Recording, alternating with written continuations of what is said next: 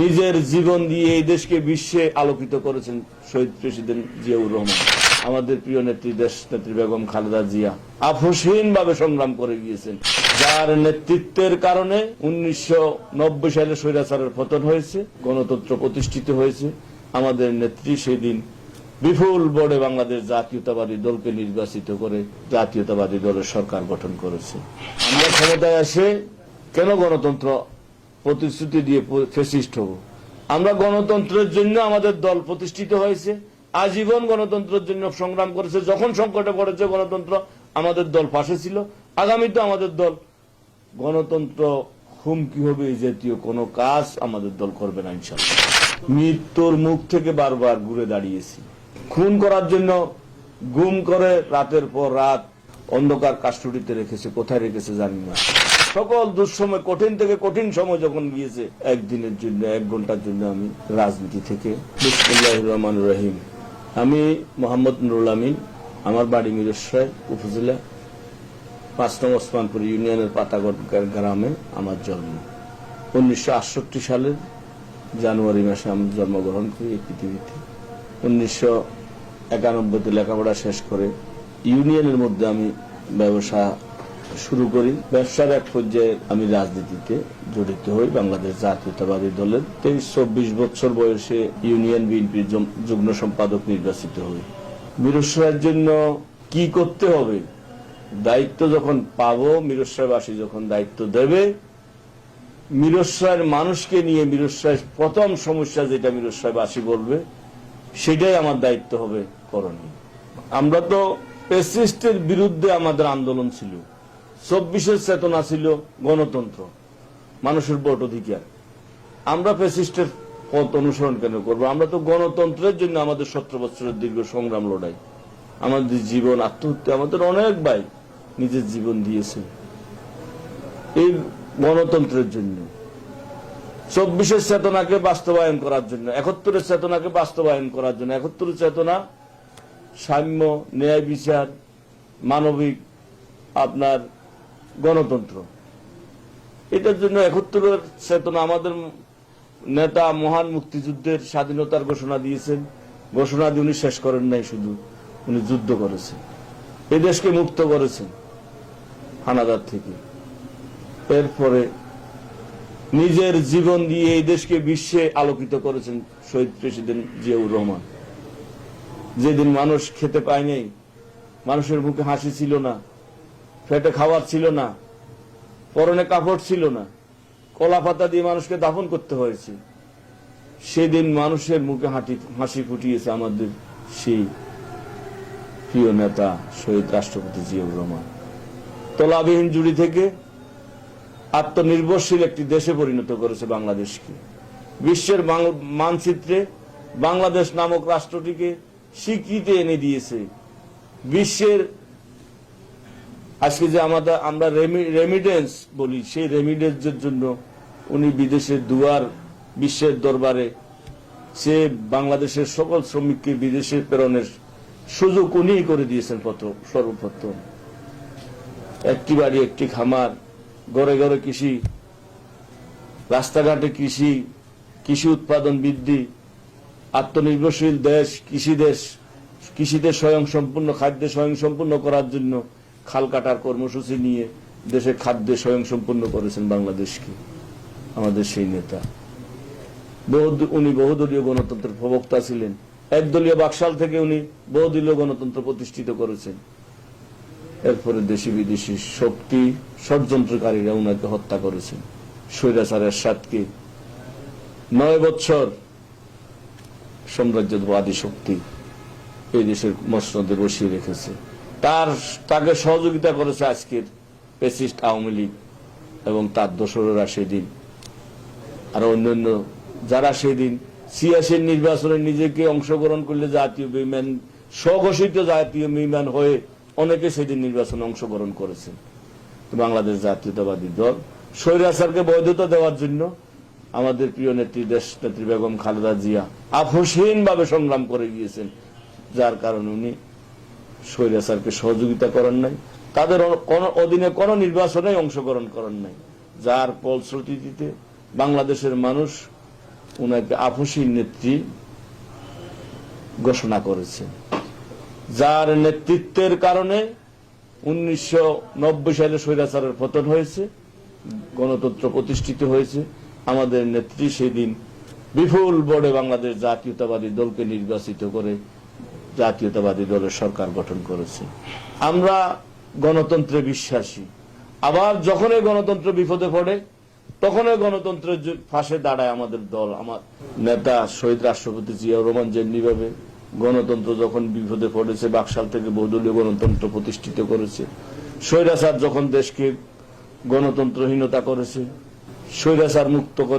স্বৈরাচার মুক্ত আন্দোলনে সেদিন আপসীনভাবে সংগ্রাম করেছেন আমাদের নেত্রী, প্রিয় নেত্রী, দেশ নেত্রী বেগম খালেদা জিয়া। আবারও যখন 2008 সালে দেশ সংকটে পড়েছে, গণতন্ত্র সংকটে পড়েছে, সেই সংকটে থেকে উত্তরণের জন্য আমাদের প্রিয় নেত্রী, দেশ নেত্রী বেগম খালেদা জিয়া নিজের জীবন উৎসর্গ করে এই বয়সে আন্দোলন সংগ্রাম চালিয়ে গিয়েছে। আমাদের প্রিয় নেতা আগামীর বাংলাদেশ জনাব তারেক রহমান সে আন্দোলন, লন্ডন থেকে সে আন্দোলনকে বেগবান করার জন্য উনি রাত দিন পরিশ্রম করে আন্দোলন 2024-এর বিজয় অর্জন করেছে। আমরা ক্ষমতায় আসে কেন গণতন্ত্র প্রতিশ্রুতি দিয়ে ফ্যাসিস্ট হব?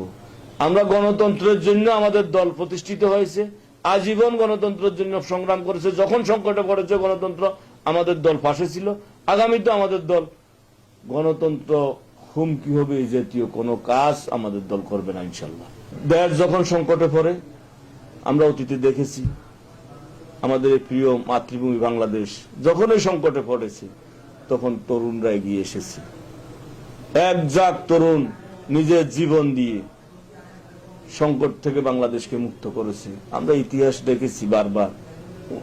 1971-এর মহান মুক্তিযুদ্ধে তরুণদের ভূমিকা আমরা দেখেছি, স্বাধীনতা যুদ্ধে আমরা দেখেছি, স্বৈরাচার বিরোধী আন্দোলন 1980-র দশকে তরুণদের রক্ত দিয়ে স্বৈরাচার মুক্ত করেছে বাংলাদেশকে। আবার যখন সংকটে পড়েছে বাংলাদেশ, সেই সংকটে 2024 আমরা সকলে দেখেছি তরুণদের যে আত্মত্যাগ, তাদের আত্মত্যাগের মধ্য দিয়ে আমাদের দল দেশ যখন সংকটে পড়ে তাদের আত্মত্যাগের মধ্য দিয়ে প্রিয় মাতৃভূমি বাংলাদেশকে তারা মুক্ত করে সংকট থেকে। আমি আশা করব আজকে আমরা নেতৃত্ব দিতেছি, আগামী দিনে এই তরুণরাই বাংলাদেশকে এগিয়ে নিবে, আগামী দিনের পৃথিবী তরুণরাই সাজাবে। আমরা এই গণতন্ত্র পুনরুদ্ধার করতে গিয়ে মানুষের বাক স্বাধীনতা মানুষের কাছে ফিরিয়ে দেওয়ার যে আন্দোলন আমাদের নেত্রী ঘোষণা করেছিলেন, সেই আন্দোলন করতে গিয়ে 17 বছর সবচেয়ে বেশি বিপদের মুখে পড়েছে, নিজের জীবন হানির হুমকি, বারবার মৃত্যুর মুখ থেকে বারবার ঘুরে দাঁড়িয়েছি, পড়েছি আবার ঘুরে দাঁড়িয়েছি মৃত্যুর মুখ থেকে, বারবার মৃত্যুর মুখে পড়েছি। আল্লাহ আপনাদের, আমার এলাকাবাসীর দোয়ায় আল্লাহ আমাকে হায়াত রাখেছে, বেঁচে আছি। আপনাদের সাথে আবার কথা বলার সুযোগ হয়েছে। গুম হয়েছি বারবার, গ্রেপ্তার হয়েছি বারবার। আমি উপজেলা চেয়ারম্যান, আমার পায়ে ডান্ডা বেড়ি দিয়েছে, হাতে হাত কড়া দিয়েছে। আমি ডাকাত নই, চোর নই, আমি একজন সমাজকর্মী, একজন রাজনীতিবিদ। 2018 নির্বাচন করেছে, জাতীয় সংসদ নির্বাচন, একটি বড় দল বাংলাদেশ জাতীয়তাবাদী দলের পক্ষ হয়ে 2014 সালে উপজেলা পরিষদের চেয়ারম্যান নির্বাচিত হয়েছি, কিন্তু কোন চোর নয়, আমি একজন সমাজকর্মী, একজন রাজনীতিবিদ। আমার পায়ে ডান্ডা বেড়ি, হাতে হাত কড়া, এর থেকে নির্মম আর কি হতে পারে? খুন করার জন্য গুম করে রাতের পর রাত অন্ধকার কাস্টডিতে রেখেছে, কোথায় রেখেছে জানি না। মহান রাব্বুল আলামিনের শুকরিয়া, উনার দয়া রহমতে, দেশবাসীর দয়ায় সেদিন এই জীবনহানি থেকে আবার মুক্ত হয়েছি। বারবার মৃত্যুর মুখে আমাকে নিয়ে গিয়েছে। উপজেলা চেয়ারম্যান নির্বাচিত হয়েছি, উপজেলা পরিষদের দায়িত্ব পালন করার জন্য দেয় নাই, বারবার বরখাস্ত করেছে। একটা পর্যায়ে বলেছে আপনি রাজনীতি করবেন না উপজেলা পরিষদের দায়িত্ব আদায় করবেন। আমার কাছে আর এই দুই অপশনের বাইরে কোন অপশন ছিল না। যদি রাজনীতি করেন আপনাকে জেলখানা যেতে হবে। আর যদি আপনি উপজেলা পরিষদের চেয়ারম্যানই করেন, আপনি সরকারের কথা মতো চলতে হবে। আমি সেই দিন নিজের জীবনের ঝুঁকি নিয়ে বেছে নিয়েছি রাজপথ, যেহেতু দল আমাকে সম্মানিত করেছে। উপজেলা পরিষদের নেতা কর্মীরা জীবন বাজি রেখে আমাকে নির্বাচিত করেছে। তাদের সে আমানত খেয়ানত করা সেদিন আমি যুক্তিযুক্ত মনে করি নাই। আমি মনে করেছি আমার সে আরাম আয়ের সরকারের সাথে আপোষ না করে, আমার সাথে অনেক বিএনপির সেই দিন 2014 সালে নির্বাচিত হয়েছে, অনেকেই 5 বছর উপজেলা পরিষদের দায়িত্ব পালন করতে পেরেছি, কিন্তু আমি পারিনি। আমি কেন পারিনি? আমার কাছে যে প্রশ্ন ছিল, আপনি সরকারের সাথে মিলেমিশে কাজ করেন, আমি বলছি না। আমি সরকারের সাথে মিলেমিশে কাজ করে আমি হয়তো ব্যক্তি নুরুল আমিন লাভ হব, কিন্তু আমার দল ক্ষতিগ্রস্ত হবে। আমার দল আমাকে যেই বিশ্বাস করে যে আমানত আমার কর্মীরা আমাকে দিয়েছে, আমি সেই আমানত খেয়ানত করতে পারবো না। সেদিন আমি আরাম আয়েশ ত্যাগ করে, রাষ্ট্রীয় সুযোগ সুবিধা ত্যাগ করে আমি রাজপথ বেছে নিয়েছি, যার কারণে আমাকে গুম করেছে। রাতের পর রাত অন্ধকার কাস্টডিতে আমাকে থাকতে হয়েছে। অনেক নির্যাতনের কাহিনী বলে শেষ করা যাবে না। আমার বাড়িঘর তছনছ করে দিয়েছে, ফুডে সারখার করে দিয়েছে, মানুষ মেরেছে ওরা, হত্যা মামলার আসামি করেছে আমাকে। আমার আশেপাশে আমার যে সকল নেতা কর্মীরা ছিল তাদের সকলকে হত্যা মামলার আসামি করে বাড়িঘর ছাড়া করেছে। বছরের পর বছর, মাসের পর মাস বাড়ির মুখ দেখি নেই, আত্মীয় স্বজনের মুখ দেখি নেই। আমার কর্মীরা আমার সাথে এই সিডে সোডে, আপনার রেল স্টেশনে, বাস স্টেশনে, প্রত্যেক প্রান্তরে তারা ঘুরে বেরিয়েছে, দিন যাপন করেছে। নির্মম, এগুলো বলি শেষ করা যাবে না। শারীরিকভাবে আওয়ামী লীগের নেতা কর্মীরা আমার গায়ে আমাকে শারীরিকভাবে আমাদেরকে লাঞ্ছিত করেছে অনেকবার। আমরা দেশ জাতির স্বার্থে, গণতন্ত্রের স্বার্থে, দল যে দায়িত্ব দিয়েছে দায়িত্ব পালন করার স্বার্থে এগুলা সবকিছু মাথা পেতে নিয়েছি, যার বদৌলতে আজকে আমরা স্বাধীনতা পেয়েছি। 18 কোটি মানুষ ফ্যাসিস্ট মুক্ত হয়েছে। আলহামদুলিল্লাহ, আল্লাহর দরবার আমাদের শুকরিয়া। আমাদের আর চাওয়া পাওয়া কিছু নেই, আমাদের নেতার নির্দেশ পালন করে যাচ্ছি। পরিশেষে আমার প্রিয় মিরসরাইবাসী তথা বাংলাদেশ জাতীয়তাবাদী দলের পরিবারের সকল পর্যায়ের নেতা কর্মীদেরকে আন্তরিক অভিনন্দন, শুভেচ্ছা জানিয়ে দোয়া চেয়ে আগামী দিনে মিরসরাইবাসীর পাশে থাকার প্রতিশ্রুতি দিয়ে আমি আমার বক্তব্য শেষ করছি। আপনাদেরকে ধন্যবাদ, মিরসরাইবাসীকে ধন্যবাদ। আসসালামু আলাইকুম।